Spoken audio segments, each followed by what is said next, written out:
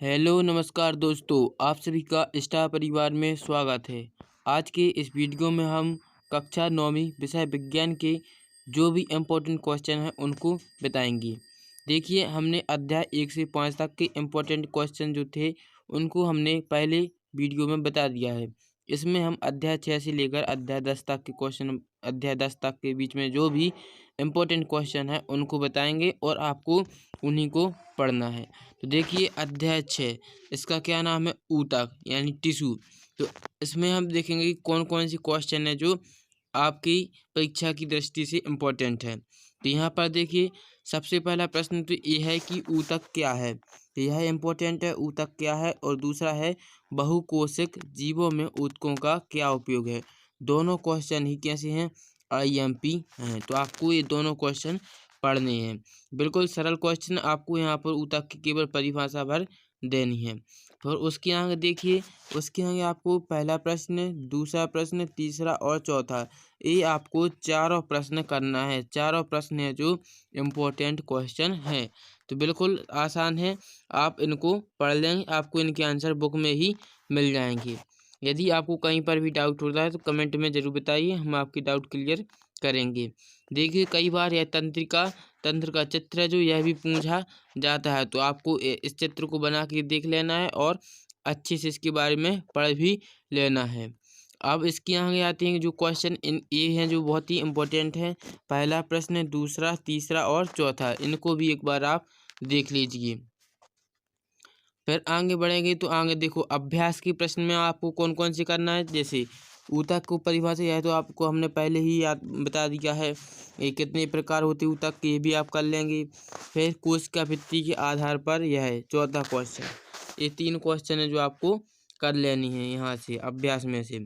और फिर 5वां प्रश्न है जो यह है जो बहुत ही इम्पोर्टेंट है। 5वां प्रश्न IMP क्वेश्चन है, रंध्र के क्या कार्य हैं। तो यह क्वेश्चन कई बार पूछा गया है। तो रंध्र के क्या कार्य है जो इम्पोर्टेंट क्वेश्चन है। तीनों प्रकार के पेशी रेशों में चित्र बनाकर, यह चित्र बनाने को भी पूछा जा सकता है।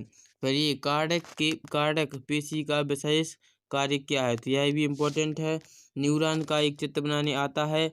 और फिर नीचे क्या लिखा, निम्नलिखित के नाम लिखें। तो ये नहीं है, मगर अगर आप चाहें तो पढ़ भी सकते हैं। तो ये हो जाएंगे आपके अभ्यास के प्रश्न। फिर हम आगे देखते हैं अध्याय नंबर 7।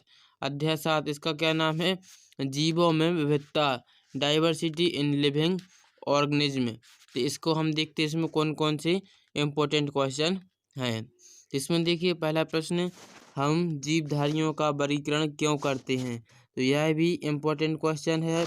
और अपने चारों ओर फैले जीव रूपों की विभिन्नता के 3 उदाहरण लिखिए। तो यह भी आप कर सकते हैं याद। अब आगे हम देखेंगे तो देखिए, अगला प्रश्न है जो यह भी इम्पोर्टेंट है। पहला प्रश्न है, आदिम जीव किन्हें कहते हैं। ये तथा कथित उन्नत जीवों से किस प्रकार भिन्न है। तो आपको इस क्वेश्चन को भी याद करना है। फिर आगे बढ़ेंगे तो देखिए, प्रश्न क्रमांक दूसरा प्रश्न, प्रकाश संश्लेषण से क्वेश्चन हमेशा आता है। तो इसमें से आपको यह इम्पोर्टेंट क्वेश्चन है, इसको आप करके ही देखिए कैसा क्वेश्चन भी आ सकता है आपको कि प्रकाश संश्लेषण यानी पेड़ पौधे अपने भोजन किससे बनाते हैं। तो प्रकाश संश्लेषण क्रिया से बनाते हैं। तो यह एक ऑब्जेक्टिव प्रश्न भी बन सकता है यहाँ से। फिर आगे बढ़ेंगे तो देखिए, आपको प्रश्न क्रमांक दूसरा प्रश्न है जो इसको करना है, टेरिडोफाइट और फेनरोगेम में क्या अंतर है। तो यह अंतर आपको देख लेना एक बार। फिर आगे देखेंगे दूसरा प्रश्न और तीसरा प्रश्न। यहाँ से आपको दूसरा प्रश्न और तीसरा प्रश्न, दोनों प्रश्न जो इम्पोर्टेंट हैं, आप इनको याद कर लीजिए। जल, स्थलचर और सरीसृप में क्या अंतर, यह है जो इम्पोर्टेंट क्वेश्चन है। तो आप तीसरा प्रश्न बिल्कुल करके ही जाना है। अब अभ्यास के प्रश्न में से कौन कौन से करना है। देखो, अभ्यास में पहला कर लेंगे, तीसरा करेंगे और चौथा। ये 3 प्रश्न है जो आपको अभ्यास में से कर लेना है। फिर इसके आगे हम देखते हैं अध्याय नंबर 8, गति यानी मोशन। इसके बारे में देखेंगे कौन कौन से आपको क्वेश्चन करने हैं। तो इसमें देखिए, सबसे पहले तो आपको कौन सा पहला प्रश्न ही इसका कर लेंगे। पहला प्रश्न क्या है, एक वस्तु के द्वारा कुछ दूरी तय की गई, क्या इसका विस्थापन 0 हो सकता है। अगर हाँ तो अपने उत्तर को उदाहरण के द्वारा समझाइए। आप चाहें तो कर सकते हैं या फिर छोड़ भी सकते हैं, यह उतना ज़्यादा इम्पोर्टेंट नहीं है। तो यहाँ पर देखिए ये है बहुत इम्पोर्टेंट क्वेश्चन, चाल और वेग में अंतर। यह तो आप 100% याद करके ही जाना है, ठीक है। फिर तीसरा क्वेश्चन, एक गाड़ी का ऑडोमीटर क्या मापता है? ऑडोमीटर क्या मापता है? स्पीड को मापता है। यह आपको हमने अभी बता देते हैं। तो तीसरा क्वेश्चन का आंसर है स्पीड। बिल्कुल छोटे छोटे क्वेश्चन हैं, आप इनको एक बार भी पढ़ेंगे तो बिल्कुल याद कर सकते हैं। यहाँ से आपको अंतर पूछे जा सकते हैं, चाल और वेग में अंतर और दूरी विस्थापन में अंतर। ये बिल्कुल आप इनको याद करके ही जाना है, दूरी विस्थापन में अंतर और चाल और वेग में अंतर है। ये इनमें से एक नई क्वेश्चन जरूर बनेगा। अब देखते हैं हम अध्याय 9। अध्याय 9 में क्या दिया है? अध्याय 9 का नाम है बल तथा गति के नियम, force and law of motion, ठीक है। तो यहाँ से आपको गति के नियम, गति के 3 नियम हैं, गति का प्रथम नियम, गति का द्वितीय नियम और गति का तृतीय नियम। यह तीनों क्वेश्चन है जो एक ना एक नियम से पूछते ही हैं। तो यहाँ पर आपको एक क्वेश्चन यहाँ से याद करके जाना है। देखो यहाँ पर एक पहला क्वेश्चन दे दिया है, निम्न में से किसका जड़त्व अधिक है? तो यह है जो गति का प्रथम नियम है, वहाँ से क्वेश्चन बनाया गया है।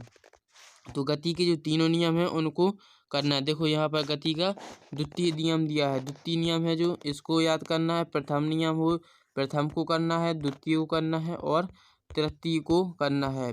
हो सकता है आपको इन तीनों में से किसी एक नियम को सिद्ध करने को भी दे दिया जाए, तो उसको गणितीय रूप भी उसको निकाल के देखना है।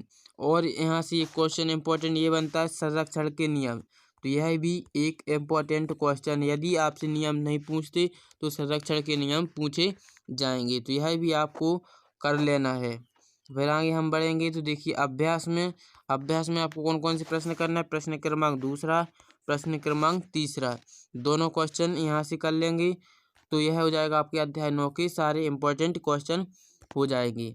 तो हमने आपको क्या बताया, यहाँ से आपको केवल क्या करना है, संरक्षण का नियम और गति के जो तीनों नियम हैं वह तीनों नियम को करना है, तीनों नियम को पूरा करना है। तो आपका यह अध्याय 9 है जो क्लियर हो जाएगा। फिर हम आगे देखते हैं अध्याय 10। अध्याय 10 का नाम क्या है? गुरुत्वाकर्षण, ग्रेविटेशन। तो यहाँ से देखिए कौन से प्रश्न बन सकते हैं। देखो यहाँ से पूछे जा सकते हैं गुरुत्वाकर्षण का सार्वत्रिक नियम, यह तो पूछ सकते हैं, बिल्कुल पूछ सकते हैं, 100% चांस इसकी आने की। बिल्कुल IMP क्वेश्चन है गुरुत्वाकर्षण के सार्वत्रिक नियम, इसको तो आप करके ही जाएंगे। गुरुत्वाकर्षण का सार्वत्रिक नियम बिल्कुल आसान है, आप एक बार इसको पढ़ेंगे तो याद हो जाएगा। इसका पहला करेंगे, यहाँ से देखो पहला क्या है, वही आपको हमने बताया था जो प्रश्न है, गुरुत्वाकर्षण का सार्वत्रिक नियम। और दूसरा क्या है, पृथ्वी तथा उसकी सतह पर रखी किसी वस्तु के बीच लगने वाले गुरुत्वाकर्षण बल का परिमाण ज्ञात करने का सूत्र लिखना है। क्या लिखना है इसमें? सूत्र। तो दोनों क्वेश्चन बिल्कुल आसान है, इनको आप करके जाएंगे। फिर क्या कर, दूसरा क्वेश्चन ये है मुक्त पतन से आप क्या समझते हैं? यह इम्पोर्टेंट है। और गुरुत्वीय त्वरण, दोनों क्वेश्चन है जो इम्पोर्टेंट क्वेश्चन हैं, तो बिल्कुल इनको आपको करके ही जाना है। फिर आगे देखेंगे तो कौन सा क्वेश्चन आता है। देखो आगे ये दोनों क्वेश्चन यहाँ से भी कर लेंगे आप, तो दोनों ही इम्पोर्टेंट क्वेश्चन हैं। प्रणोद की परिभाषा आपको याद करनी है। यहाँ पर देखिए पहला, दूसरा और तीसरा तीनों क्वेश्चन, पानी की सतह पर रखने पर कोई वस्तु क्यों तैरती हुई डूबती है?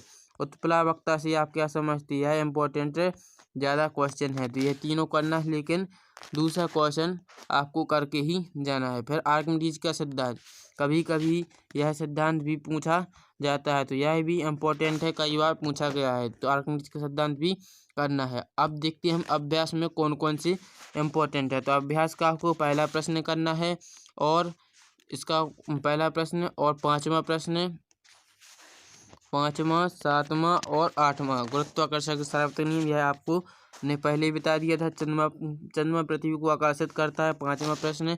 और कौन सा है? आठवां, मुक्त पतन का त्वरण क्या है? यही हमने आपको पहले निशान लगवा दिए हैं। तो आप इतने क्वेश्चन हैं जो आपको 6 से 10 तक के अध्याय में आपको करने हैं। यदि आपको यह वीडियो अच्छा लगा हो तो चैनल को लाइक और सब्सक्राइब जरूर करें।